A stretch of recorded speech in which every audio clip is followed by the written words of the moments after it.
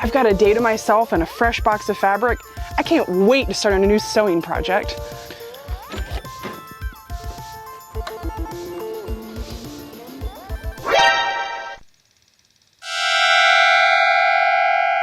Well, perhaps it would be smarter to finish some of these unfinished projects rather than start a new project. Ugh. Thanks, I made it. As much as I want to start on a new project right now, I really feel like I probably need to address some of the hot mess in my studio. In my last Defining My Personal Style video, I talked about how I wanted to do a big cleanse of my closet, which I did. And I pulled aside garments that I felt like could be reworked to better serve me practically and also stylishly. I kind of want to pull everything out that's in some sort of state of finishing, organize it into piles, and kind of start to tackle it. But I think my focus for today is I want to rework some of my clothing, and I want to bring you along so you can see what my process is like when I work on reworking garments. So let's see the damage. So much stuff. Oh.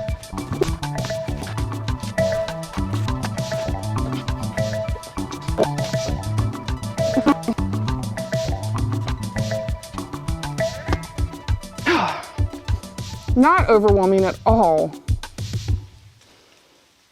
Okay, update, light at the end of the tunnel. I put away all the fabrics that can be put away. I mean, look at how much better that little corner of my ironing table looks right there. Much better. And I have made my pile to mend, which is not something we're gonna work on today. I've got a couple garments that I want to over dye black, so maybe that's something we could work on tomorrow. I have 7 unfinished new projects back here, which there's a couple of them that I already don't want anymore. For example, this is a new pair of jeans, just a classic pair of denim jeans. And halfway through making these, I kind of got to a place where I was like, I don't know if I'm a jean person anymore. It's like I just have the waistband. Look, the waistband and the back pockets to put on. So let me know in the comments below, what do you do with a project like this? I also have a pair of Miriam trousers that just kind of don't really work at all. Do you just throw this away and call it a loss and just let the mental energy leave your sewing space? I don't know if I want to put any energy into making these work. So that's going to be a future Ann problem. Today we're going to focus on the reworking and upcycling. So I've been having fun thinking about what I wanted to do. We're going to start with some low-hanging fruit. So first, it's I have a bunch of shirts kind of like this. Just plain old t-shirts. They're not nice enough to donate. This one, of course, has a bit of sentimentality on it because I drew my name on it as a kid. And it's also a really nice quality, old 90s t-shirt.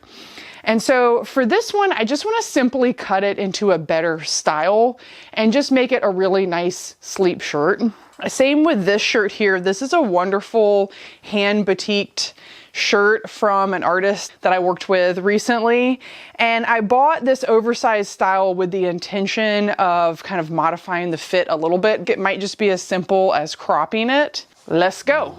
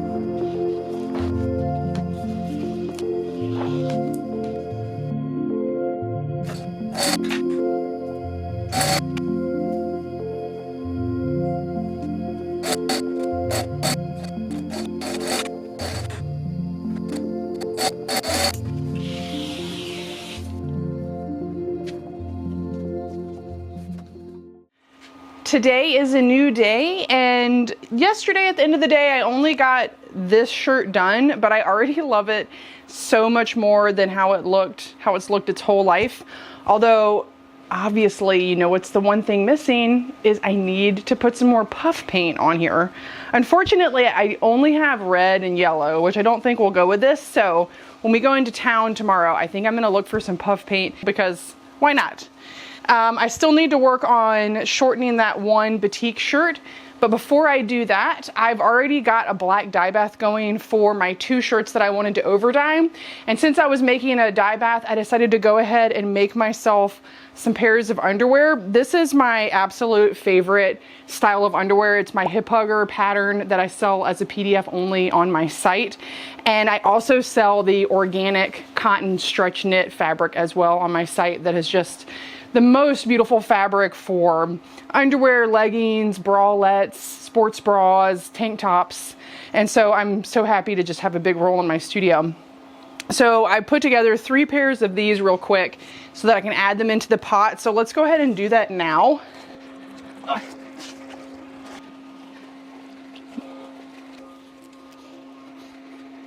I am gonna go ahead and make one a solid black. One of my favorite ways to just get some really quick variety on a tie-dye is simply to just bundle it together and then put a rubber band around it sort of loosely. You don't want it to be too tight. Okay. Amazingly, I couldn't find any rubber bands that were worth anything, so I did find an old hair tie. And I'm just gonna bundle it up.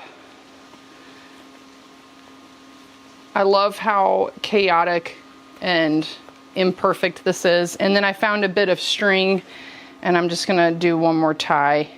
In it goes. And then what to do for the third one? I was thinking maybe I could do some sort of clamp resist. Okay, I found a C-clamp and 2 blocks.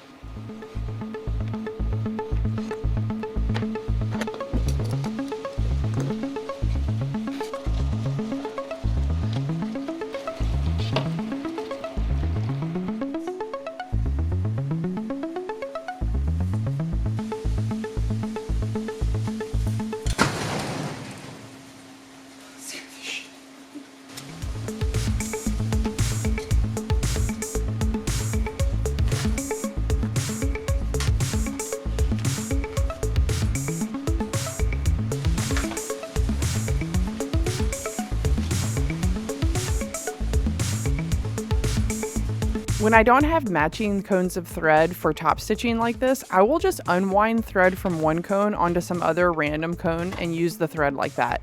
Have y'all ever tried anything like that?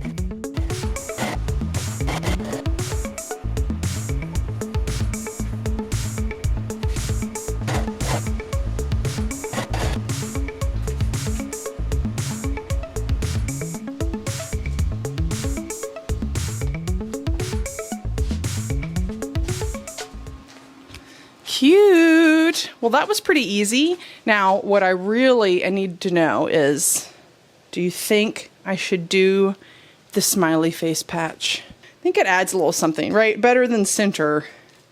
No. I think like a little top left situation. I'm gonna do it.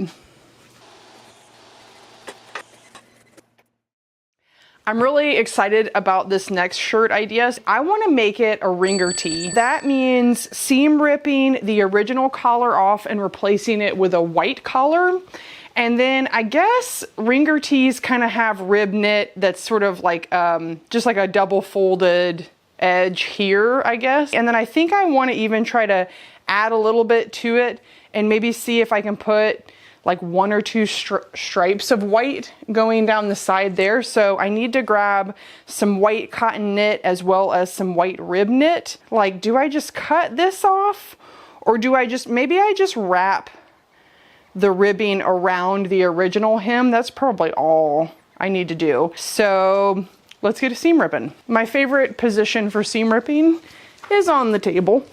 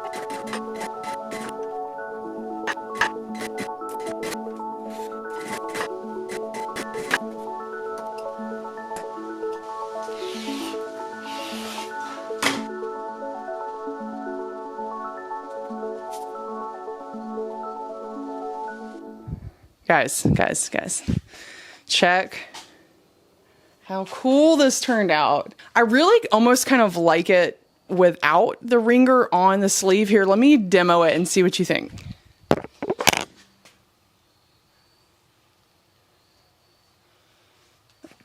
No, I need to do it.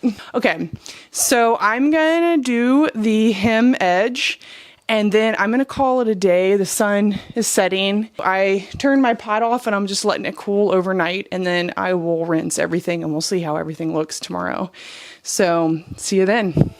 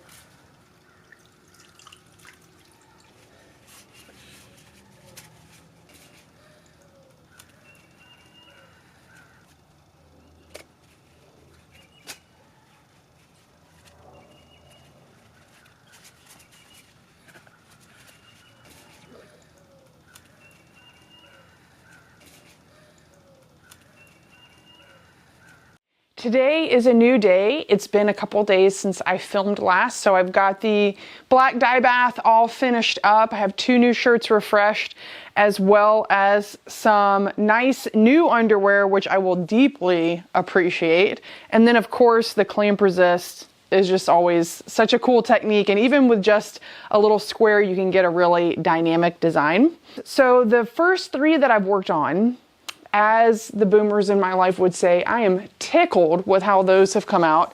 I'm not going to show it to you just yet because I want it to be a surprise at the end. Do I need to take a perfectly good shirt, recut it into a new shirt, and then go out and buy puff paint to paint on it? Yes, I did. So in case you're wondering, I did need it. Projects for today. This is another shirt that I want to revisit. So I actually got to participate in an artist residency this time last year at my local creative reuse center, Reconsidered Goods. And the whole premise of that was making art with things in the store. One of the things that they had was this very cool vintage dead stock knit fabric. And so I made an art piece with the fabric, and then I had to make a shirt to go with the art piece. I actually ended up making like a small run of these shirts, and then I put my little embroidered logo in the corner that I'd used on all my projects while I was there. I kept this one for myself, but wouldn't you know, it's actually more cropped than I even want to wear. And once I finished making all the different shirts, I had all these offcuts of all the different patterns. And I kind of realized in hindsight, I was like, you know, it'd be even cooler is if I had made a shirt that had patchworked all of the different floral prints. I would like to revisit that, especially since I haven't been wearing this shirt. My next project is to figure out what I'm going to do with this shirt. So this is a really beautiful designer shirt. I've had it for many years. It's starting to tear at the armhole, and this has never really been totally my style, this like tunic length. I want to see if I can make this into a garment that I would deem as avant-garde, a little bit more maximalist. I want it to be like a little bit more decorative, a little bit more Moira Rose from Schitt's Creek, something really artistic and interesting. That is like totally out of my comfort zone when it comes to designing. I'm very much in the everyday clothing camp, and so this is intimidating to me. But I think I know where I'm going to start. I'm going to start by seam ripping the sleeves off. I'm going to cut the shirt to what I want the new length to be, and then I can use the sleeves and the bottom half to kind of play around and see if I can figure out something new to do. For some reason, my first instinct was ruffles. And then I also just watched that movie Poor Things. Have y'all seen that? It is so good. Ironically, I went to see the new Frankenstein movie in the theater. Say my name. And then the next night I watched Poor Things, which I was like, wow, the parallels are really similar between these movies. Turns out Poor Things like a feminist adaptation of Frankenstein. So that's a weird coincidence for me. A lot of cadavers I've been looking at. But the costume design was fantastic in that movie. And specifically, there was this one sort of, I don't know if it was a jacket or something that she put over, and it had these like very cool, just like ruffles just coming out from like the top of the collar. So where I'm going right now is trying to maybe see if I can create like a multi-layered collar situation. Oh, I also finished one of my works in progress. This is a shirt for my husband. Of course, I wanted to make the whole thing out of this spice color, but I didn't have enough. So this design came out as a result of needing to patchwork two fabrics together. And I'm really happy with it came out. And I'm happy that I have like one less project, unfinished project in my studio.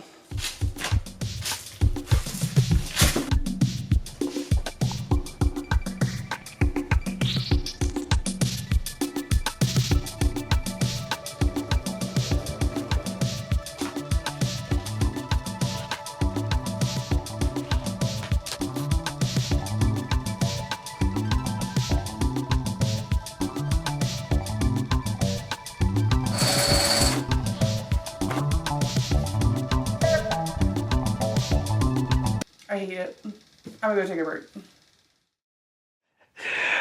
I hate it so much. Like, it's just clashing in a way that's not cool.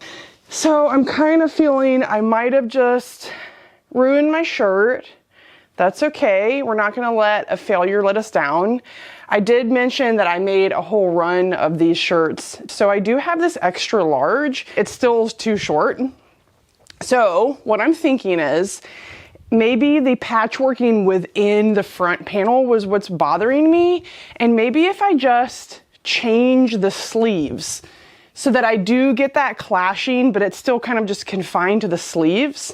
And then I don't have any more of this fabric, but I do have this scrap that got screen printed on during a class I was teaching.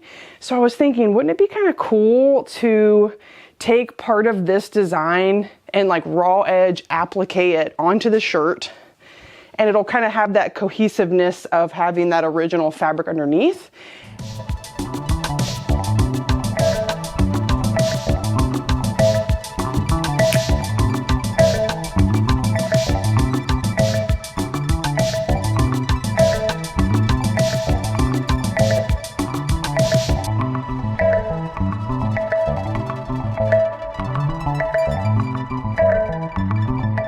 Okay, I'm playing with my first mock-up concept for this shirt. So my thought is to underline it in organza and kind of really get it to kind of stand up. This is gonna look a lot better when it's in this matching fabric.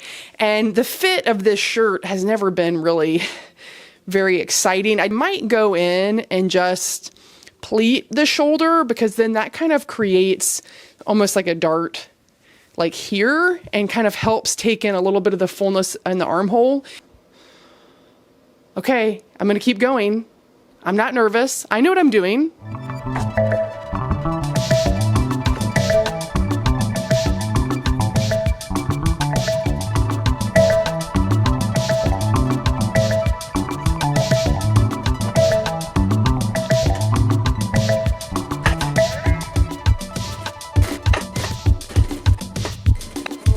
I realized that I could recut my sleeve using a puff sleeve pattern I had, and I'm loving that. I think I want to make it short sleeve, so I'm trying to decide how short.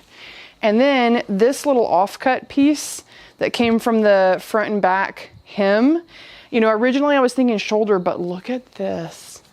What if I brought it down on either side of the placket and it kind of just sat on the front with the sleeve?